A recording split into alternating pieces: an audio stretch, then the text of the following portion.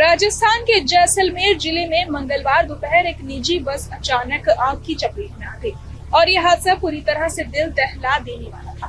बस में 57 लोग सवार थे जो जोधपुर की ओर जा रहे थे और इस मनहूस हादसे में कम से कम 20 यात्रियों की मौत हो गई और 15 से ज्यादा यात्री गंभीर रूप से घायल हो गए। शुरुआती जानकारी के अनुसार पुलिस ये एंगल भी देख रही है कि शायद बस में आग पटाखों के विस्फोट के कारण लगी।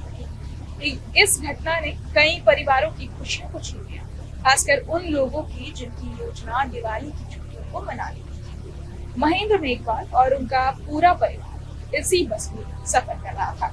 महेंद्र अपनी पत्नी पार्वती और 3 बच्चों खुशबू, दीक्षा और शौर्य के साथ दिवाली मनाने के लिए अपने घर लौट रहे थे। महेंद्र आर्मी डिपो में तैनात थे और छुट्टियों का पूरा इंतजार कर रहे थे, लेकिन उन्हें ये नहीं पता था कि ये उनकी आखिरी यात्रा होगी। उनका परिवार पूरी तरह से इस हादसे का शिकार बन गया। डेचू गांव में जोधपुर से करीब 100 किलोमीटर दूर महेंद्र की बूढ़ी मां अपने बेटे और पोतियों का बेसब्री से इंतजार कर रही थी, लेकिन अब उनका इंतजार अधूरा रह गया। उनके प्यारे बेटे और पूरे परिवार की मौत ने उनके जीवन को एकदम बदल कर रख दिया। हादसे के बाद मरने वालों की हालत इतनी गंभीर थी कि कई की पहचान भी मुश्किल हो रही है। इसलिए पुलिस अब डीएनए सैंपल लेने की तैयारी कर रही है। महेंद्र की पत्नी पार्वती के भाई और अन्य रिश्तेदार शव गृह में पहुंच गए हैं और सभी के चेहरे पर दुख और आंसू साफ नजर आ रहे हैं। ये हादसा न सिर्फ एक परिवार की खुशियों को छीन गया, बल्कि पूरे इलाके और समाज को झकझोर कर रख दिया। इस बीच कई और लोगों के बयान भी सामने आए हैं। चलिए आपको सुनाते हैं। क्या कहना चाहेंगे इस हादसे? मैं ये कहना चाहूंगी बस वालों की गलती है। बस वालों को चाहिए कि वो जब बस लगा रहे हैं तो कुछ उनको खुद को चाहिए। ये कोई किसी के मतलब पैसे के लिए सब कुछ नहीं बेचना होता है। किराया तो खूब लेते हैं। वो क्या दिया उन्होंने उनको? बच्चे की पता चला आपको? पता नहीं चला मेरे को। मैं तो 2 घंटे से परेशान हूँ।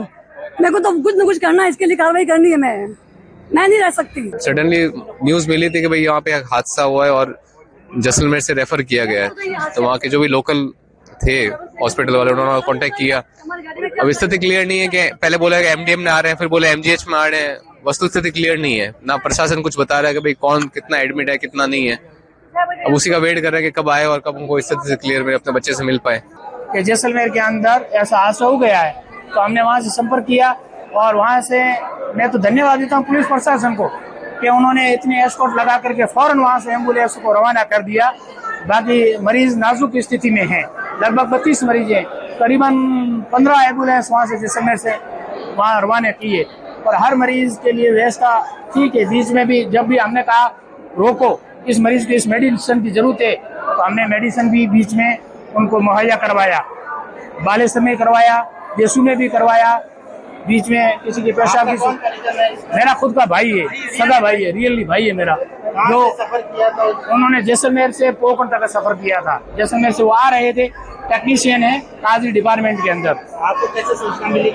फोन से सूचना मिली, फोन से उन्होंने खुद में बताया कि मेरा ऐसा हादसा हो गया। तो मैंने कहा इनसे बात करो, तो उन्होंने कहा कि आप यहाँ से इनको रिलीव कर दिया है, जोधपुर के लिए रेफर कर दिया है।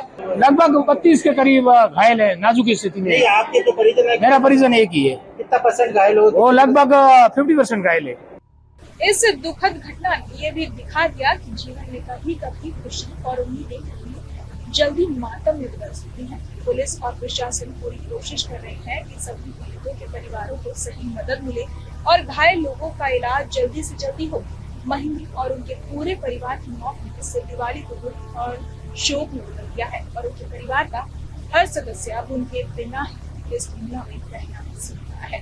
ये हादसा हमें याद दिलाता है कि जीवन कितना नाजुक है और एक पल खुशियां और उम्मीदें खत्म हो सकती है।